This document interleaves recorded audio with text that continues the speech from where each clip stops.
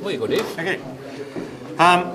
So Rick and I are going to give you a tag team approach here as to a couple of different ways of tying off the hackle and doing the hackle on a parachute fly.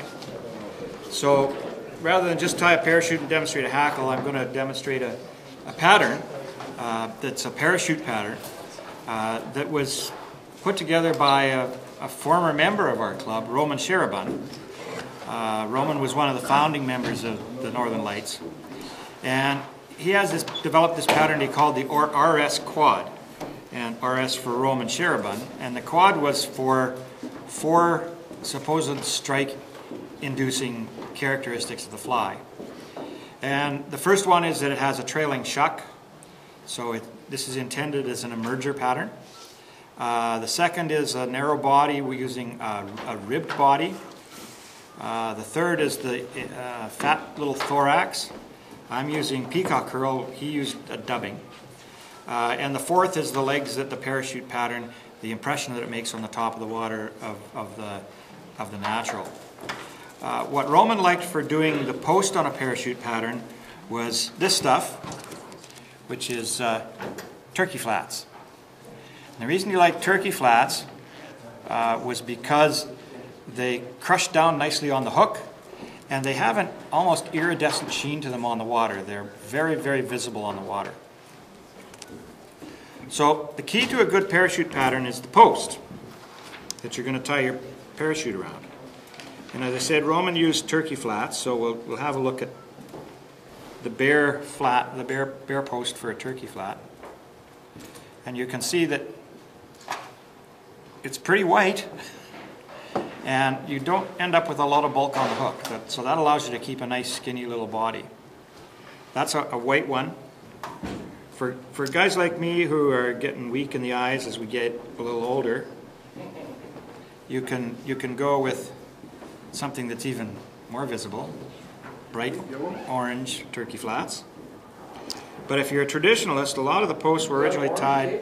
Yeah, it's orange, yeah. The rest of us see it as yellow. No, it's orange.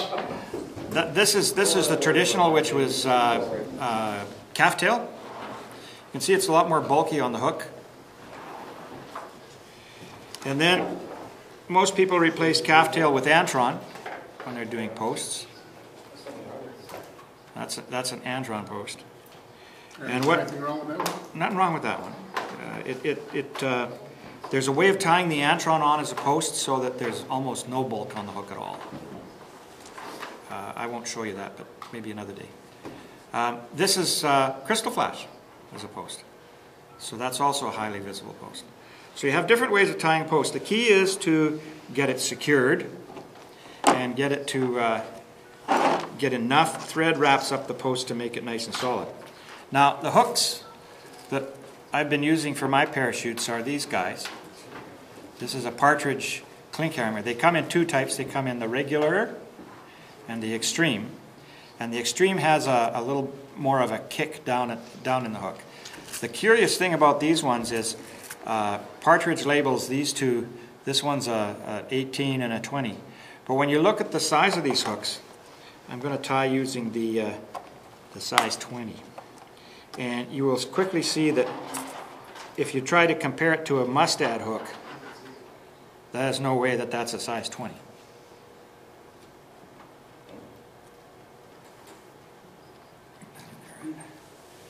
That's not a size 20 hook. It's more like a 16. Yeah, it's a 16 or 18. I think when you look at where you tie the stuff on the shank, it's about a size 18. But the gap is even bigger than a size 20. Not a bad thing. Not a bad thing. It's a little heavier wire than you'd see in a standard size 20 hook too. But I don't tie size 20s. At least not very often. And if I do, I'm going to use that 10-aught good broad thread we were talking about on the web page the other day. So I'm using, normally for this fly you would use, if it's an Adams, which I'm tying, you would use gray thread. But I'm going to use black because, I will use gray. When we were checking earlier, I was going to use black because the contrast was better, but I put this thing on, so this will be a little easier to see. So the first thing to do when you attach your thread to the hook is to wind back, trim off the butt ends.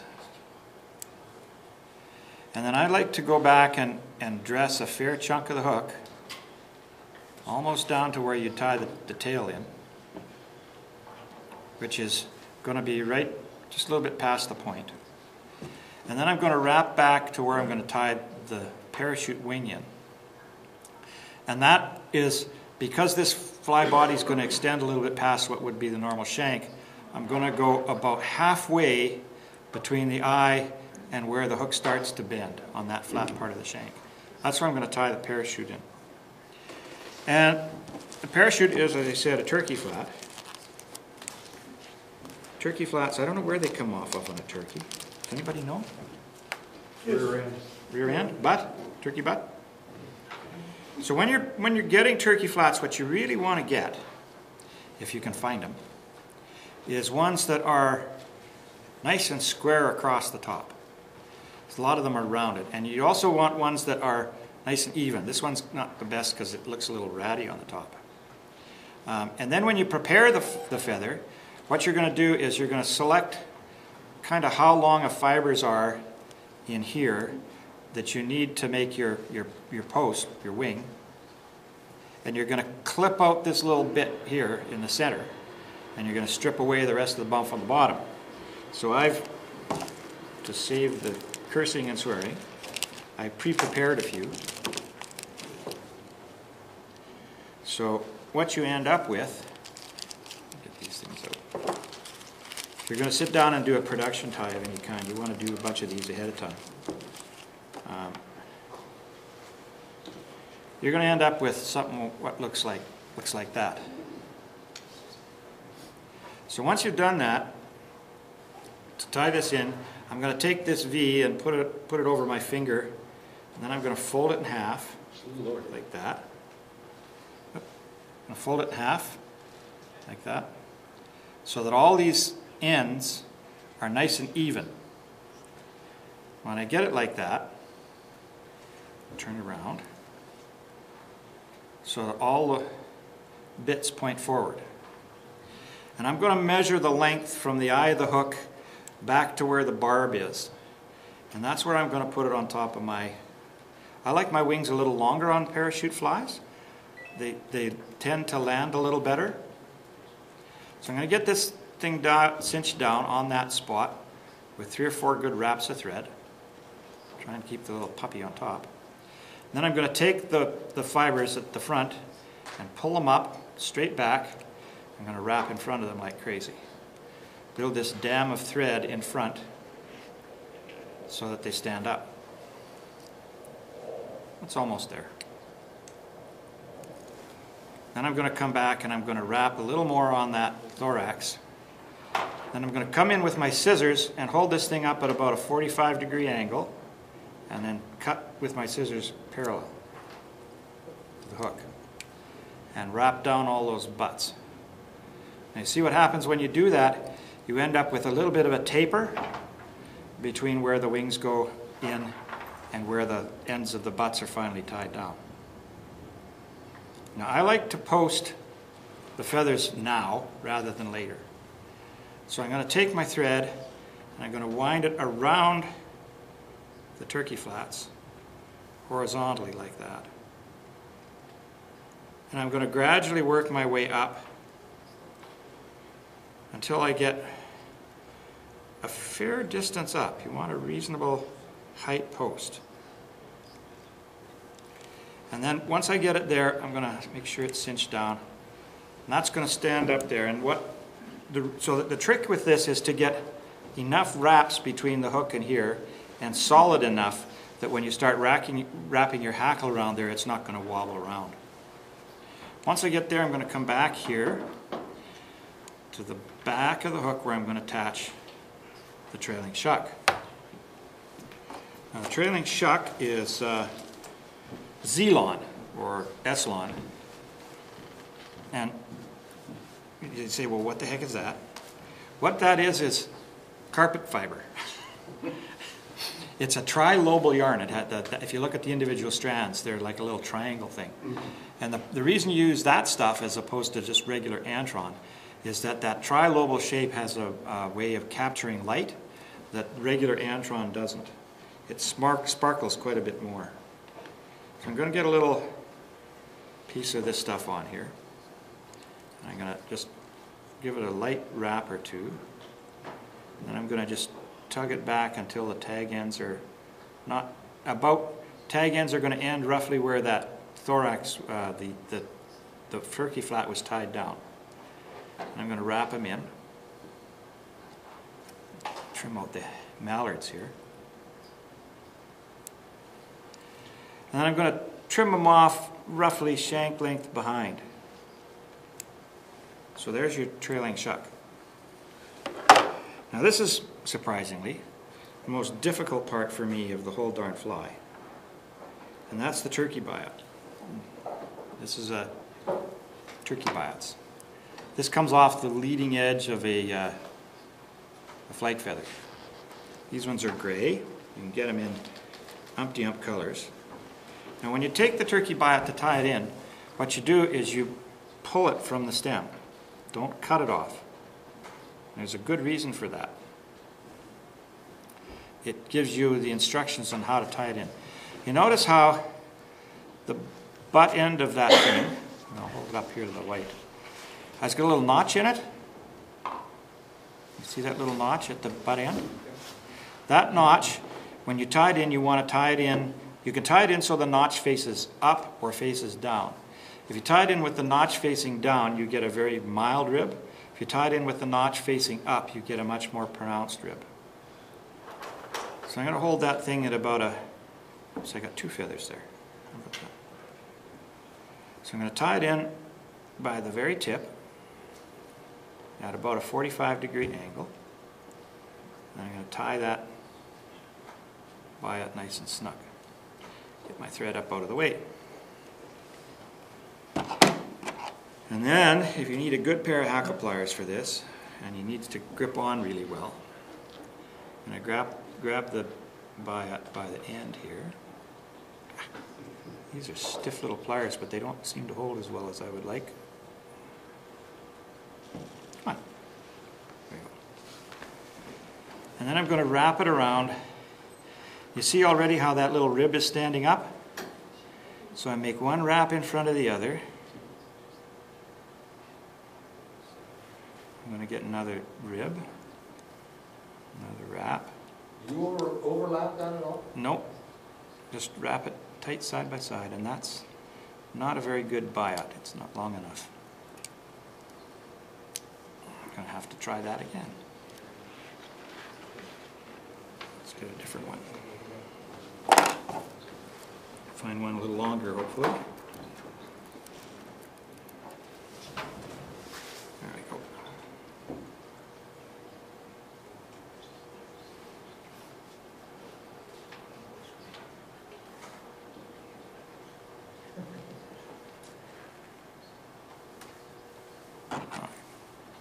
Maybe it'll work better this time. There we go.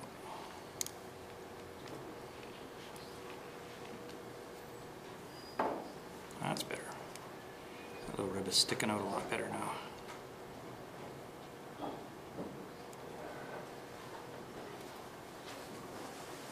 I'd say this is the toughest part of the whole exercise.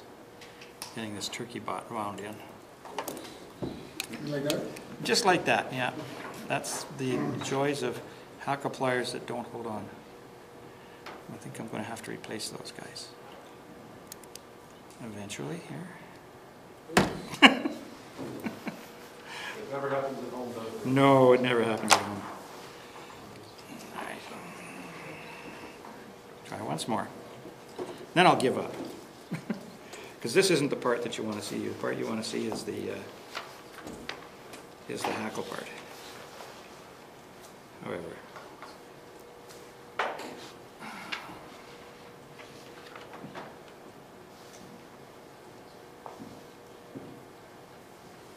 Let's see if we can get it this time.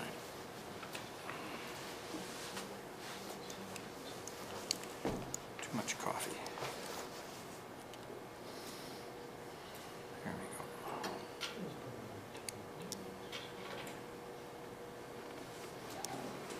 That's better. That's more like it. Sometimes you get it right.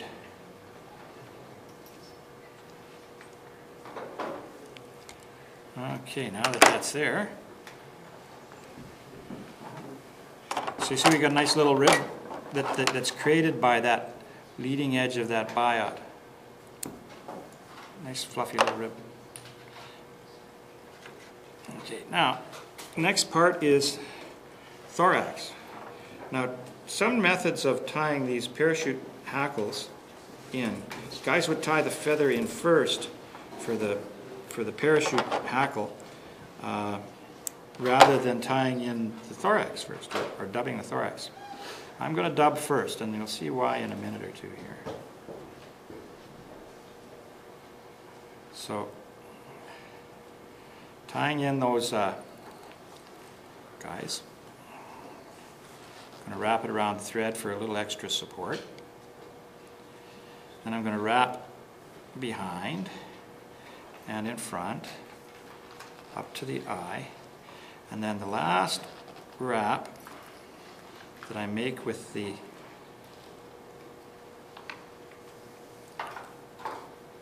stuff is at the back. And there's a reason for that, because from here on is where the method that I use is different from what Rick does.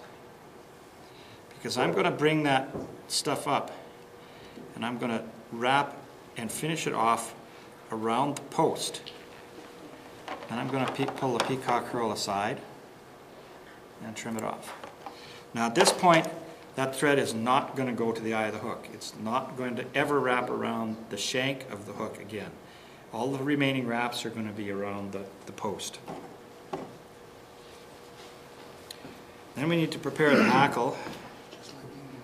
And I'm going to strip a fair bit off of the end of this hackle, so I have a nice little bit of stem sticking out. And the reason for the nice little bit of stem is the stem now is also going to form part of the post. I'm going to put it up like this on my side as part of the post.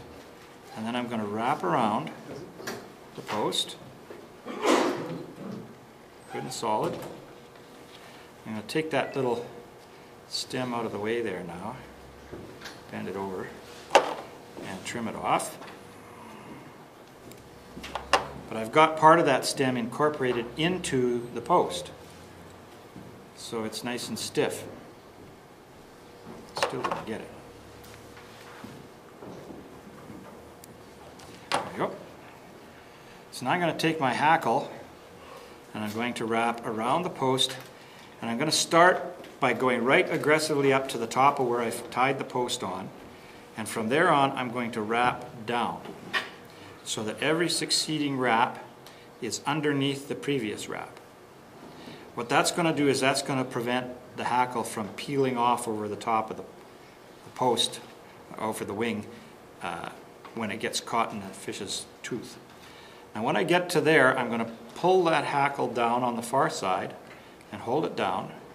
I'm going to wrap my thread around the base of the post, like so.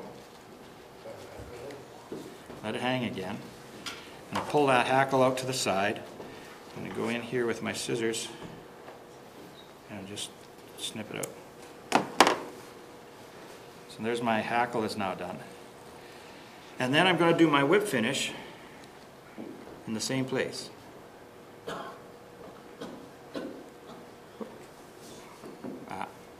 get that done. Should have brought my tool. So all of those last wraps have been around the post. Snug it up. Clip off the thread. And we're done. So there's your parachute pattern. Now if you